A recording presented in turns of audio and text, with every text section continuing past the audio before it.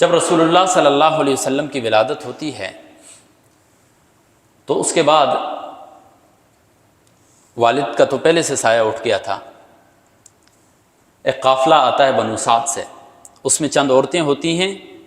وہ کیا کرتی ہیں، بچے امیر لوگوں کے جو بچے ہوتے ہیں انہیں دودھ پلانے کے لیے رضاعت کے طور پر لے جاتی ہیں دیہات کی طرف.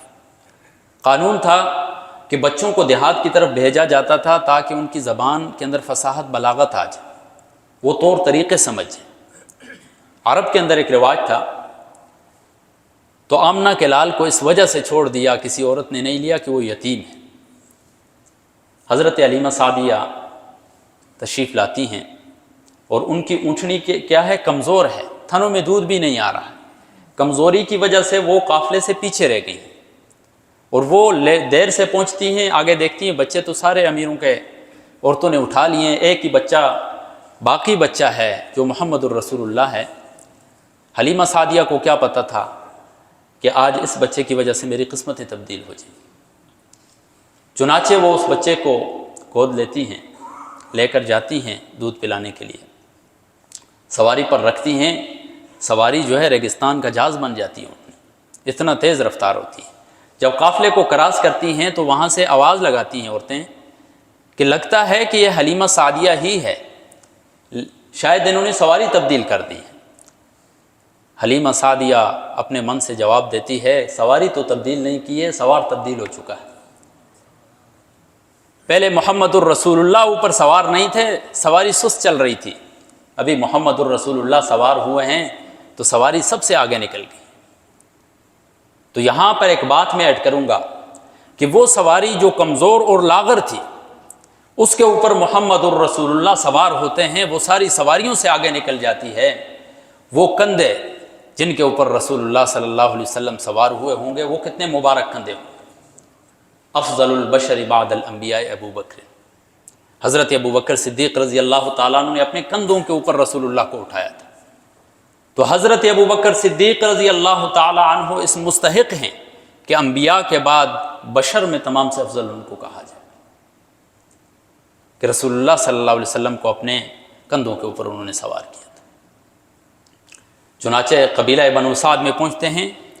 وہاں کا عالم کیا ہے، قحط سالی ہے، لوگوں کو کھانے کے لیے کچھ نہیں مل رہا ہے، پینے کے لیے کچھ نہیں مل رہا ہے، جانوروں کو چرنے کے لیے گھاس تک میسر نہیں ہے. لوگ اللہ تبارک و تعالیٰ سے آہ و بکا کر رہے ہیں کہ کسی طرح بارش برس جائے، کچھ سبزہ اگ جائے، ہمارے جانور چر جائیں.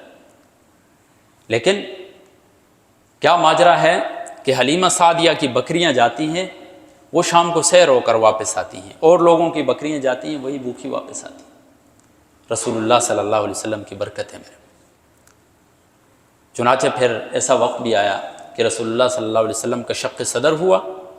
اس کے بعد رسول اللہ صلی اللہ علیہ وسلم کو اس کی ماں کے حوالے کیا جاتا ہے، اور جب بنو زہرہ آتی ہیں ماں، واپسی پر ان کا بھی انتقال ہو جاتا ہے. ولادت سے پہلے والد کا انتقال، ولادت ہوئی 6 سال کی عمر ہے، والدہ کا انتقال ہو گیا. اب بوڑھے دادا کے پاس وہ زیر پرورش ہے. 8 سال کی عمر ہوتی ہے، بوڑھا دادا بھی ان کو الوداع کہہ دیتے ہیں. اب محمد الرسول اللہ جو ہے ان کے اوپر کوئی سہارا باقی نہیں. حکمتیں تو لوگ بہت سی نکالتے ہیں. ایک یہ حکمت بھی ہو سکتی ہے کہ اللہ رب العزت خود ان کا سہارا بننا چاہتے تھے، اس وجہ سے کسی کو ان کا سہارا نہیں بنایا. ایک حکمت یہ بھی ہو سکتی ہے کہ جب انسان کے اوپر سہارا ہوتا ہے، والد کا سہارا ہوتا ہے یا والدہ کا ہوتا ہے، انسان ابا ابا اماں اماں کر کے پکارتا ہے، لیکن رسول اللہ صلی اللہ علیہ وسلم کے اوپر صرف اللہ رب العزت کا سہارا تھا تاکہ وہ ربا ربا پکارے.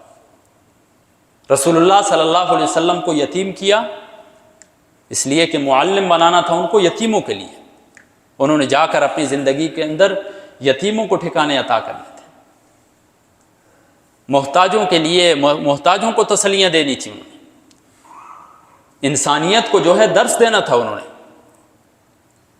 اس وجہ سے محمد الرسول اللہ صلی اللہ علیہ وسلم کو اللہ رب العزت نے ان ادوار سے گزارا. اور اس کے بعد رسول اللہ صلی اللہ علیہ وسلم جو ہیں 25 سال کی عمر کو جب